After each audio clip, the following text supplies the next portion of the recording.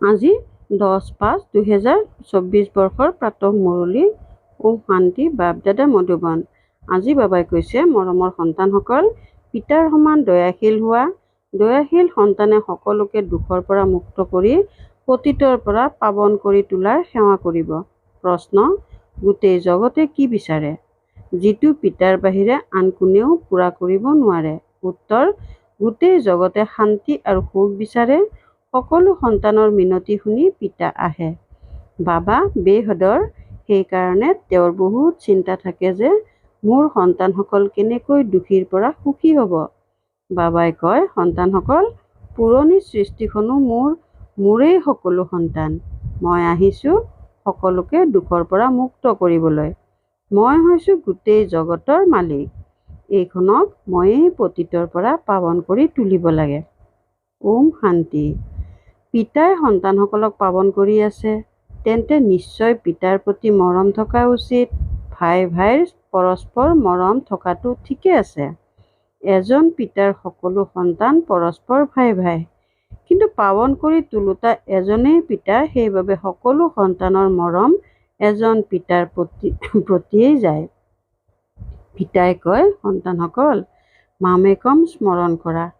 এইটোতো ঠিকে আছে, তোমালোক ভাই-ভাই, গতিকে নিশ্চয় ক্ষীৰখণ্ডই হ'ব। এজন পিতাৰ সন্তান হোৱা। আত্মাতেই ইমান মৰম আছে। যিহেতু দেৱতাৰ পদ প্ৰাপ্ত কৰা, গতিকে পৰস্পৰ বহুত মৰম থাকিব লাগে। আমি ভাই-ভাই। পিতাৰ পৰা উত্তৰাধিকাৰ লওঁ। পিতা আহি শিকায়।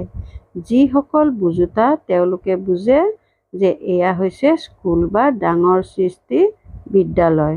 পিতাই সকলোকে সৃষ্টি দিয়ে বা স্মৰণ কৰে। বেহদৰ পিতাক গোটেই জগতৰ মনুষ্য মাত্ৰেই সকলো আত্মাই স্মৰণ কৰে, নতুবা পুৰণি গোটেই সৃষ্টিখন পিতাৰেই হয়। নতুন বা পুৰণি গোটেই সৃষ্টিখন পিতাৰেই হয়। নতুন সৃষ্টিখন পিতাৰ, তেন্তে পুৰণিখন নহয় জানো? পিতাই সকলোকে পাৱন কৰি তোলে।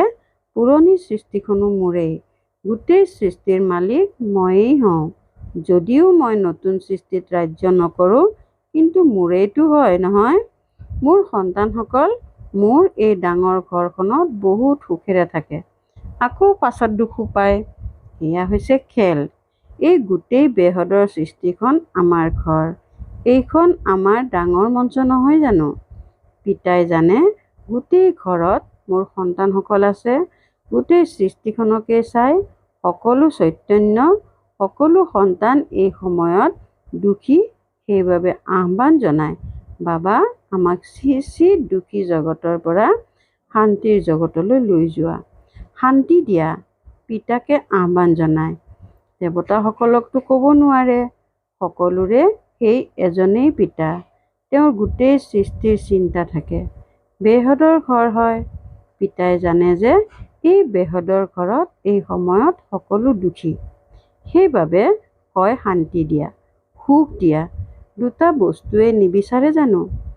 এতিয়াতো জানে যে আমি বেহদৰ পিতাৰ পৰা সুখৰ উত্তৰাধিকাৰ লৈ আছোঁ। পিতাই আহি আমাক সুখো দিয়ে, শান্তিও দিয়ে। অন্য কোনোতো সুখ-শান্তি দিওঁতা নাই। পিতাৰেই দয়াই উপজিব। তেওঁ হৈছে বেহদৰ পিতা। তোমালোকে বুজি পোৱা যে আমি বাবাৰ সন্তানসকল যেতিয়া পবিত্ৰ আছিলোঁ, তেতিয়া বহুত সুখী আছিলোঁ। এতিয়া অপবিত্ৰ হোৱা বাবে দুখী হৈ যাওঁ। কামচিতাত বহি কলা পতিত হৈ যাওঁ। মূল কথা হ'ল পিতাক পাহৰি যায়। যিজন পিতাই ইমান উচ্চ পদ দিলে, এনেকৈ গোৱাও নহয় যে তুমি মাতা পিতা, সুখ বহুত আছিল।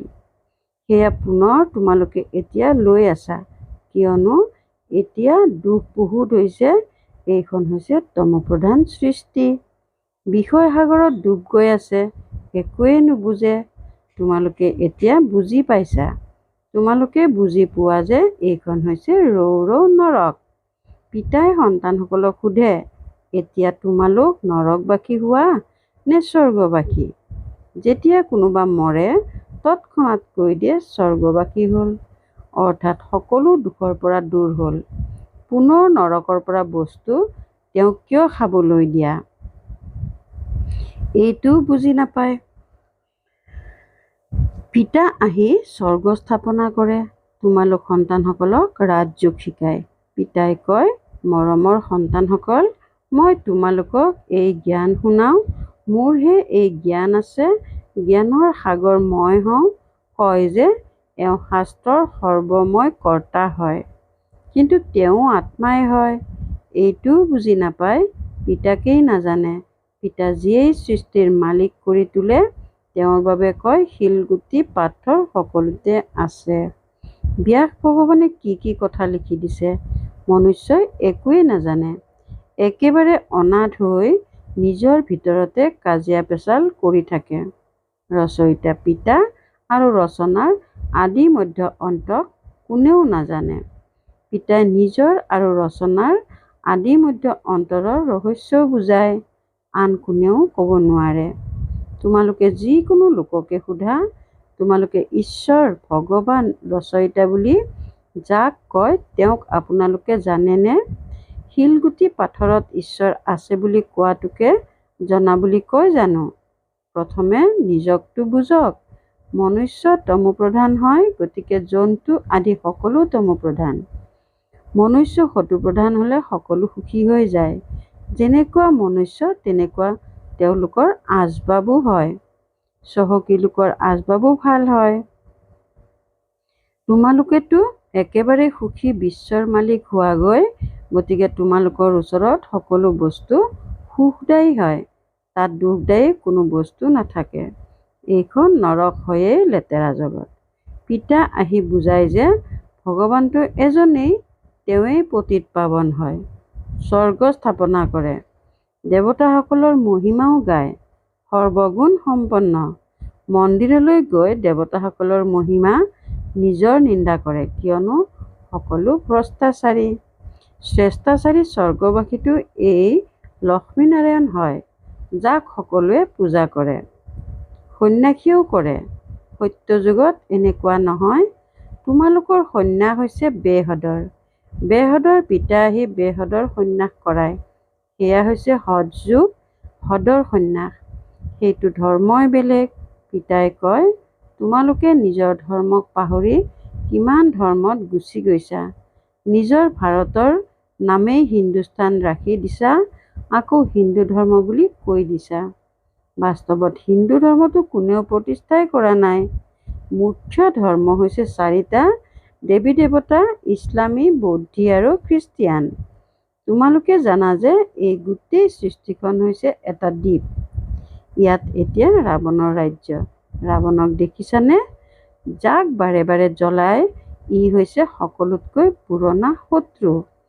এইটোও নুবুজে যে আমি কিয় জ্বলাওঁ। বুজিব নালাগে জানো যে ৰাৱণ কোন হয়, কেতিয়াৰ পৰা জ্বলাই আহিছে, পৰম্পৰাগতভাৱে বুলি ভাবে। হেৰ', ইয়াৰো কিবা হিচাপ নিকাচ থাকিব লাগে জানো? তোমালোকক কোনেও নাজানে।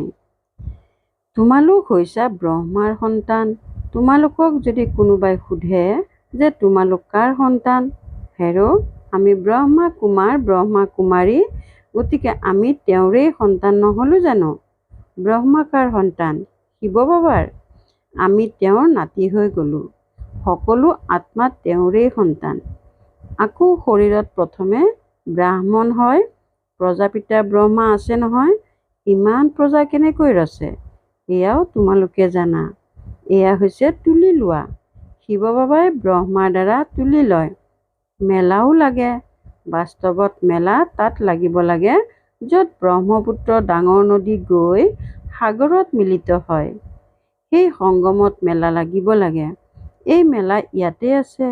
ব্ৰহ্মা বহি আছে, তোমালোকে জানা পিতাও আছে আৰু বৰমাও ইয়াতেই আছে।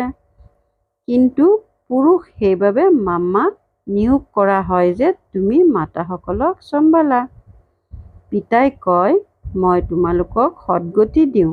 তোমালোকে জানা যে এই দেৱতাসকল হৈছে ডবল অহিংসক, কিয়নো তাত ৰাৱণ নাথাকেই। ভক্তিৰ দ্বাৰা ৰাতি হয়, জ্ঞানৰ দ্বাৰা দিন হয়। জ্ঞান সাগৰ এজন পিতাই হয়, তেওঁক আকৌ সৰ্বব্যাপী বুলি কৈ দিয়ে। পিতাহে আহি এইটো বুজায় আৰু সন্তানসকলকহে বুজায়। শিৱ ভগৱান উবাচ নহয় জানো? শিৱ জয়ন্তী পালন কৰে যেতিয়া নিশ্চয় কাৰোবাৰ শৰীৰত আহিব, কয় যে মই প্ৰকৃতিৰ আধাৰ ল'বলগীয়া হয়।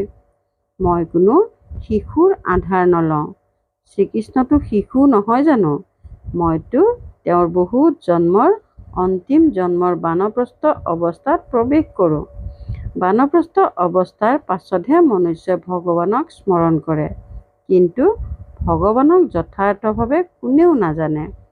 সেইবাবে পিতাই কয় য়দা য়দা হি ধৰ্মস্য। মই ভাৰতলৈকে আহোঁ, ভাৰতৰ মহিমা সীমাহীন। মনুষ্যৰ দেহৰ অহংকাৰ চোৱা কিমান, মই অমুক হওঁ, এয়া হওঁ। এতিয়া পিতা আহি তোমালোকক দেহী অভিমানী কৰি তোলে। মৰমৰ আত্মিক সন্তানসকলক আত্মিক পিতাই বহি জ্ঞানৰ সকলো ৰহস্য শুনায়। এয়া হৈছে পুৰণি সৃষ্টি, সত্যযুগ হৈছে নতুন সৃষ্টি। সত্যযুগত আদি সনাতন দেৱী দেৱতাৰ ধৰ্মহে আছিল। ৫,০০০ বছৰৰ কথা শাস্ত্ৰত আকৌ ব্যাসে লিখি দিলে। কল্পৰ আয়ুস লাখ লাখ হাজাৰ হাজাৰ বছৰৰ। বাস্তৱত হয় ৫,০০০ বছৰৰ কল্প। মনুষ্য একেবাৰে অজ্ঞানতাৰ কুম্ভকৰ্ণৰ নিদ্ৰাত শুই আছে। এতিয়া তোমালোকৰ এই কথাবোৰ কোনোবা নতুন লোকে শুনিলে বুজিব নোৱাৰিব। সেইবাবে পিতাই কয় মই নিজৰ সন্তানসকলৰ লগতেই বাৰ্তালাপ কৰোঁ। ভক্তিও তোমালোকেই আৰম্ভ কৰা। নিজকে থাপৰ মাৰিছা। পিতাই তোমালোকক পূজ্য কৰি তুলিলে। তোমালোক পুনৰ পূজাৰী হৈ যোৱা। এয়াও খেল। কোনো কোনো মনুষ্য কোমল অন্তৰৰ হয়, গতিকে খেল দেখিও কান্দে। পিতাইতো কয় যিয়ে কান্দে তেওঁ হেৰুৱায়। সত্যযুগত কন্দাৰ কোনো কথা নাই। ইয়াত পিতাই কয় কান্দিব নালাগে। দাপৰ কলিযুগত কান্দে। সত্যযুগীয়ে কেতিয়াও নাকান্দে। পাছলৈতো কাৰো কান্দিবলৈ সময়েই নাথাকিব। অকস্মাৎ মৰি থাকিব। হায় ৰাম বুলিও ক'ব নোৱাৰিব। বিনাশ এনেকৈ হ'ব যে অলপো দুখ নহ'ব, কিয়নো চিকিৎসালয় আদিও নাথাকিব। সেইবাবে বস্তুবোৰেই এনেকুৱা তৈয়াৰ কৰিছে। গতিকে পিতাই বুজায় ৰাৱণৰ ওপৰত জয়লাভ কৰিবলৈ মই তোমালোক বানৰসকলক সেনাই লওঁ। এতিয়া পিতাইও তোমালোকক যুক্তি অৰ্থাৎ উপায় শুনাই ৰাৱণৰ ওপৰত কেনেকৈ জয়ী হ'ব লাগে। সকলো সীতাক ৰাৱণৰ শিকলিৰ পৰা মুক্ত কৰিব লাগে। এই সকলোবোৰ বুজিবলগীয়া কথা। ভগৱান উবাচ সন্তানসকলকহে পিতাই কয় বেয়া নুশুনিবা।